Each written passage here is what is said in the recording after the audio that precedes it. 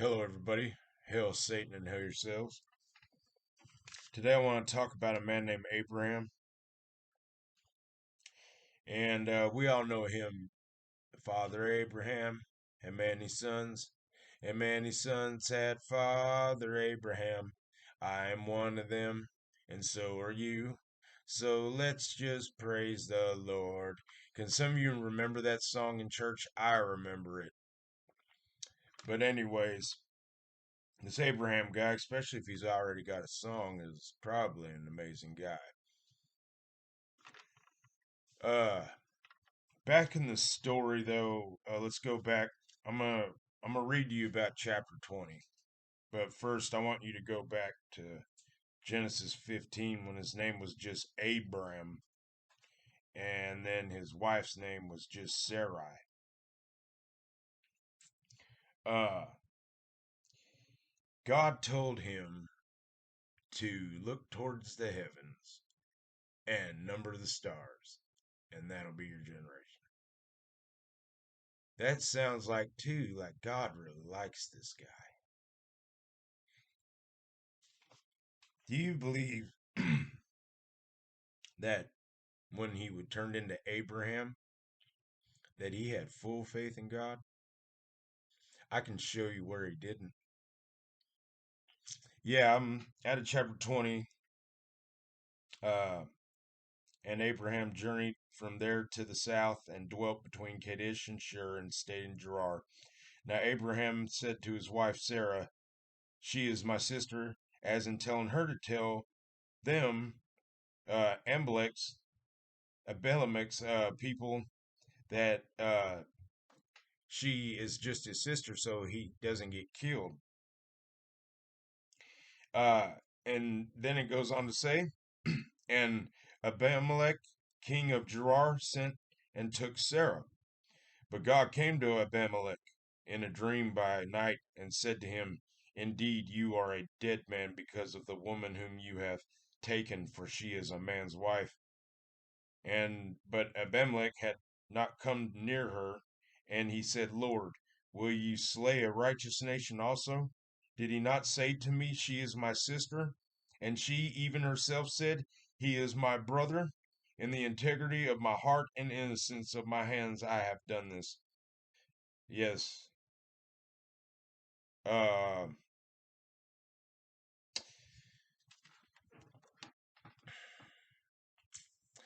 at least God didn't, I guess, uh, have a porno scene to where they actually did do something finally, unlike Lot and all them. But anyways, back to this Abraham guy. He's just a man of God, is hearing from God, knows he has a good reason to believe in God, and he can't even do it. Tells the king that that is my sister, and she lied and said that is my brother. Can these men of God? Have you noticed something about them? Like King David, stuff like that. Have you noticed something about them? They're all pretty shitty men of God. Or either God is real and he wants them to be that way.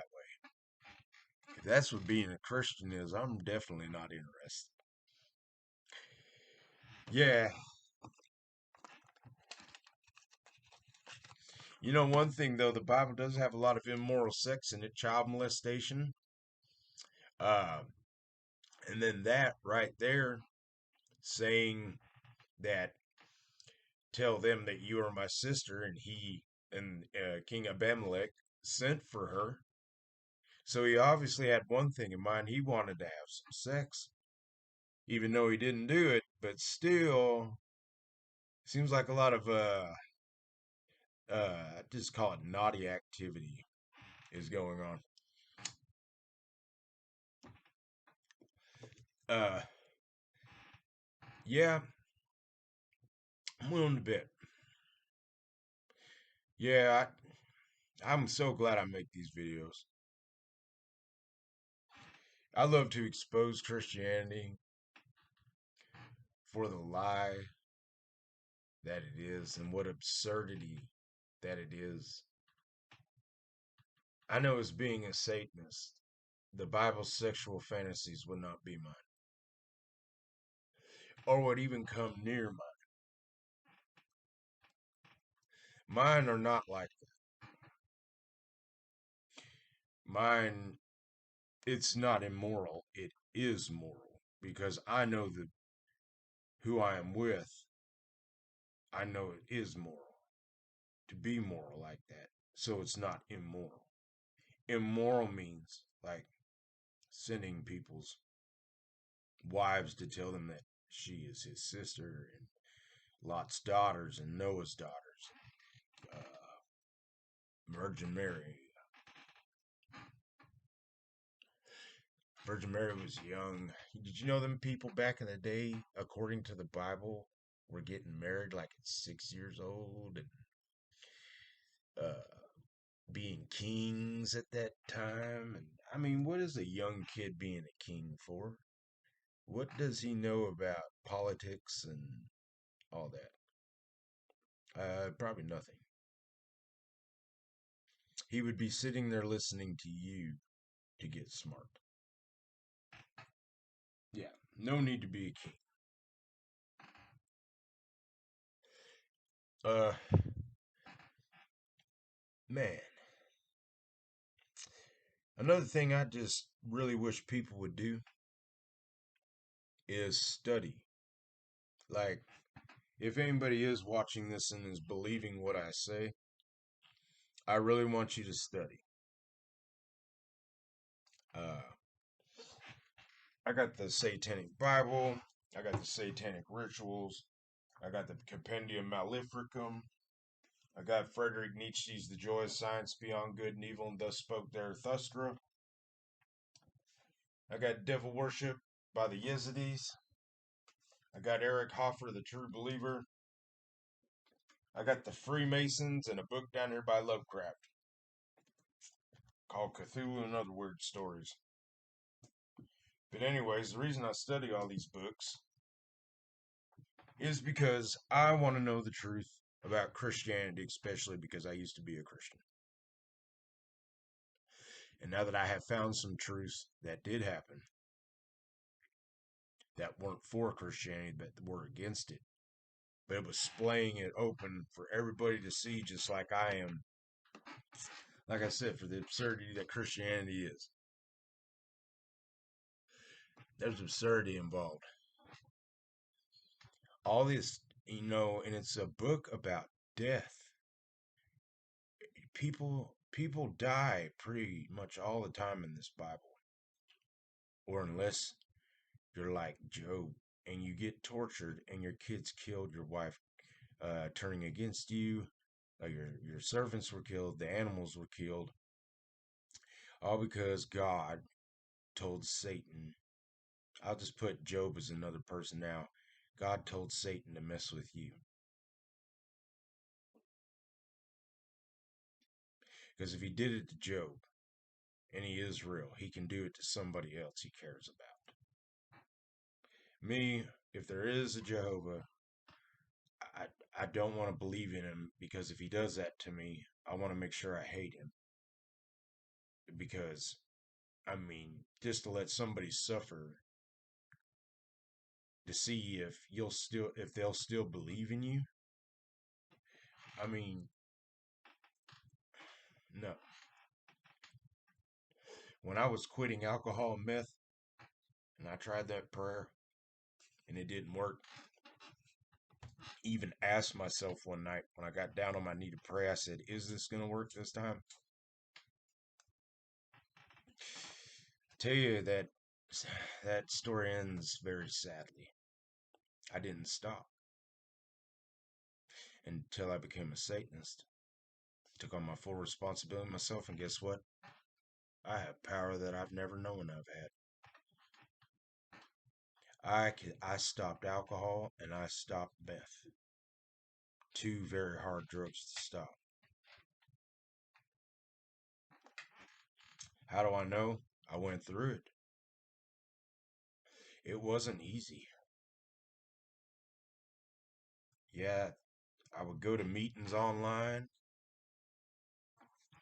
still calling myself an alcoholic and a meth head, and I ended up drinking again. It wasn't until I stopped going to meetings and realized I could change.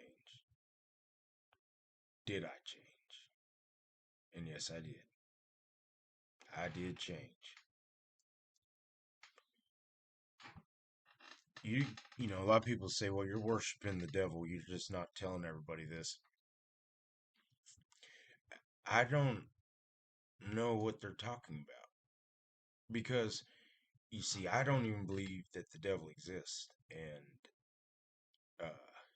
he's just a symbolic figure to me. I don't think any more past that, really. I mean, I know where it came from, and I studied into that, but uh, yeah, all it is just symbology to me. I represent Satan because he is against the Lord that lets all these things happen to people that shouldn't be happening because they're bad. But Jehovah is making it to where that type of stuff does happen. That's not a God that you should worship. You know, I said it before, but like I said, the devil has messed up everything God has done in the Bible. Any preacher tell you that. Anything God, if the preacher's telling the truth, but I'm here to tell you everything that God's done, the devil has messed up. The devil had it to where God had to born himself into flesh to kill himself so people would be saved. That's how much the devil's fucking up God's plans. Now, in the end, when the holy war happens, the devil has most of the angels. He took a third with him. Don't you think he's going to be ready for war too? I mean, yeah, it don't take a rocket scientist to figure out that the devil would beat God in the war.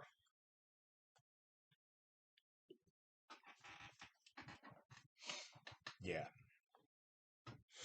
But the stuff I've been reading to you out of the Bible, though, the Holy Bible, these stories that are really,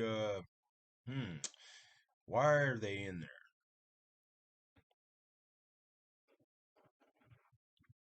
Yep.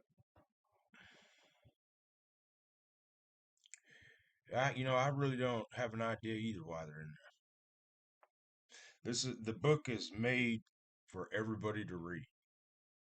That's what they'll tell people. Just imagine if the kids got a hold of these stories that had a fragile mind.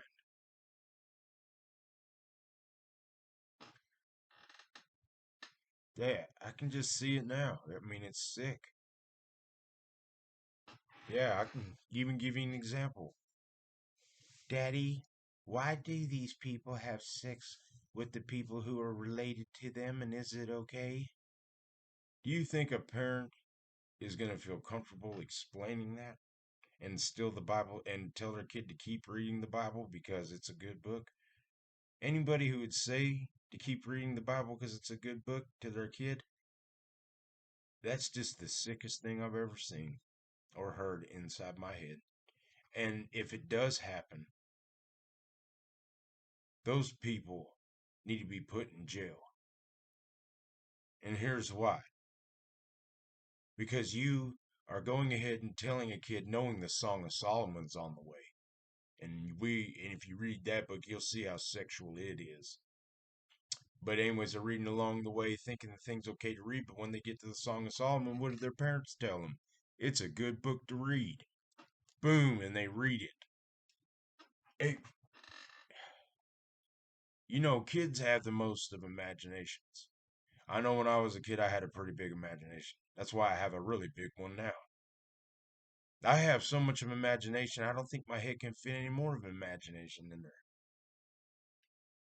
And being a kid, you can fit all sorts of types of imagination. I know because I've been there. Wouldn't take him long to figure out what the Song of Solomon means. Yeah. Yeah, but I'm pretty sure the parents will say it's still a good book. Keep reading it. Yeah. Did you know what's also crazy about a Bible is if for a good one you got to pay a lot of money. I've seen Bibles for $59.99. Why is a Bible that expensive? Hmm. You know, I can see where the extra expense could be. It's pornographic material. It's contradictions. Because contradictions will take you on a roller coaster if you still try to believe this God is right. Uh, things like that. And when it makes you feel like that, it's like being at an amusement park, I guess, when you buy a Bible and decide to read it and follow it. Uh, I know it was an amusement park with me. Yeah, the things it said. I remember in First John chapter 1, verse 10, it says, any man says is without sin calls God a liar, and his word is not in his mouth. But it goes on in chapter 2 to not sin. Don't sin. You can't sin. Because purposely sinning is against the Lord.